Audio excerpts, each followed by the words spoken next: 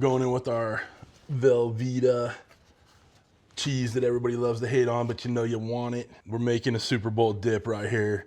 Starts out with stuff you remember, you know. A little Rotel, a little Velveeta. We got a little cheesy taco mix by McCormick. So it has all those good taco flavors. Going in with some pork chorizo, some Mexican chorizo already cooked. It's still a little warm actually. Make sure you guys cook this all the way through. We're going in with a little refried beans. Just get them kind of chunked up in there. They'll break down as this thing melts together. That's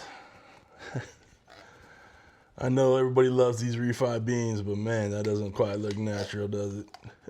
Get those all chunked down in there. All right, last but not least, little nacho blend, jalapeno, Monterey Jack cheddar cheese going over the top. I'm gonna use about half this bag and then just kind of let that smooth out a little bit. I know I should have got the bigger crock pot. Oh well, we are where we're at. All right, y'all, we're gonna get this on the high setting, get that lid on, let it melt for about a half hour. We'll give it a stir, another half hour later. And then we'll have a nice melty, cheesy, chorizo bean dippy Super Bowl dip that, you know, this thing's ready to go to the Super Bowl party. This crock pot actually has a little travel lead, so that's cool. May not be big enough, but you know, hey. All right, guys, I'll see you in a second. Okay, guys, let's take a look. I gave it a mix at a half hour. You can see everything's melty, but it still needs a little bit more time, so we're just gonna keep combining. Keep mixing until it's fully melted. And then we'll have a big old bag of chips to do some dipping. We've given it plenty of time to do what it do. Let's give it a mix. It's ready to go. Oh my gosh. All right, let's get this all stirred up. Got that good chorizo in there. Those melty cheeses. Oh my gosh.